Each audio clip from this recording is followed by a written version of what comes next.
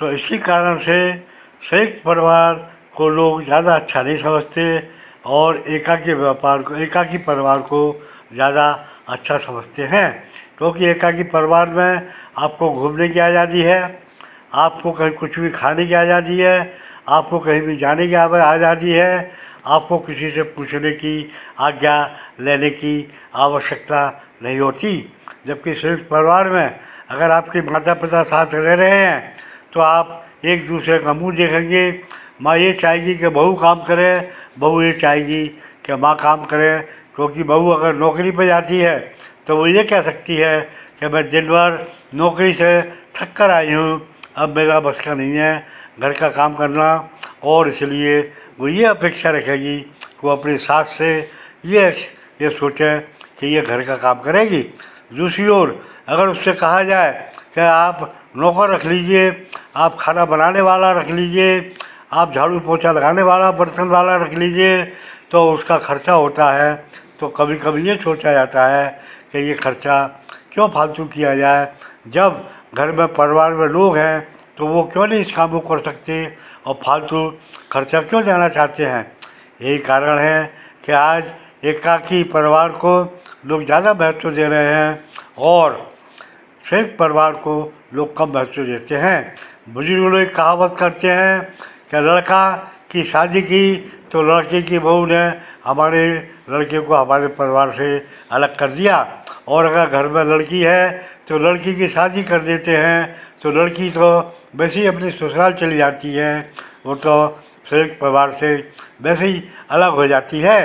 उसको तो कभी कभी ही आना होता है, उसका कभी मन हुआ तो साल में एक आध बार दो बार वो अपने परिवार से मिलने आ जाती है। लेकिन ये ज़्यादा दिनों तक नहीं रहता, क्योंकि उसको ज़्यादातर अपने पति के साथ, अपने ससुराल के साथ रहना पड़ता है, और इसी कारण से वो अपने मायके को भूल जाती है या भूलने का प्रयास करती है। भले उसको मायके में ज़्यादा लाभ मिला हो, ज़्यादा फायदा मिला हो, और ससुराल में अगर उसको उतना फायदा ना मिला हो तो ये उसकी मजबूरी है। फिर ये कह दिया जाता है कि ये तो अपने अपनी तकदीर की बात है। अगर आपकी तकदीर अच्छी है तो आपको अच्छा ससुराल मिल सकता है, और अगर आपकी तकदीर ख़राब है तो आपको अच्छा ससुराल नहीं मिल सकता। इन तमाम बातों को कहकर लोग जो है दकियानूसी के विचारों के हैं, और दकियानूसी विचारों के होकर वो संतोष कर लेते हैं कि हमको जो मिल रहा है, हमको जो भगवान दे रहा है, उसी में संतोष करना चाहिए और उसी में अपना गुजारा करना चाहिए। तो आजकल संयुक्त परिवार तो टूट जाते हैं और एकाकी परिवार ज़्यादा पनप रहे हैं। संयुक्त परिवार में ये फ़ायदा था कि जो बच्चे होते थे उनका लालन पालन आसानी से हो जाता था, क्योंकि संयुक्त परिवार में बच्चों को देखने वाले, बच्चे की रखवाली करने वाले कई लोग हुआ करते थे। लेकिन एकाकी व्यापार में केवल पति पत्नी है, और अगर आपका बच्चा है तो आपको बच्चे को या तो बच्चे किंडरगार्टन में डालना पड़ेगा, या बच्चे की देखभाल के लिए कोई आया रखनी होगी। वो जो आया होगी अगर वो ईमानदार है तो बच्चे का ठीक से ख्याल रख पाएगी, और अगर आया ईमानदार नहीं है, जो कि ज़्यादातर नहीं होते हैं, तो ये बच्चे को मिलने वाला दूध को खुश पी जाती है। बच्चों को जो सुविधा होनी चाहिए उसका उपयोग वो बच्चे के लिए ना करके स्वयं अपने आप या अपने बच्चों के लिए करने लगती हैं।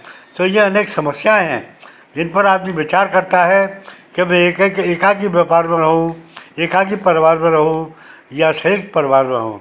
इस बात का ध्यान उसको बहुत सोच समझ कर करना चाहिए, और यही कारण है कि आज के ज़माने में एकाकी परिवार ज़्यादा पनप रहे हैं और संयुक्त परिवार बहुत कम देखने को मिलते हैं।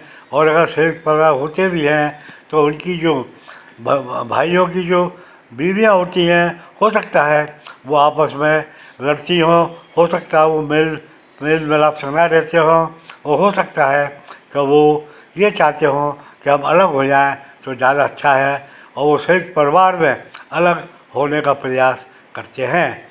तो सोच लीजिए कि संयुक्त परिवार ज़्यादा अच्छा है कि एकाकी व्यापार ज़्यादा अच्छा है। दोनों के अपने फ़ायदे और अपने नुकसान हैं, और जिसमें ज़्यादा फ़ायदा हो उसी की ओर आदमी ध्यान देता है। ज़्यादातर आदमी एकाकी परिवार की ओर ज़्यादा ध्यान दे रहा है और यही परिवार हमारे देश में ज़्यादा पनप रहे हैं। Thank you.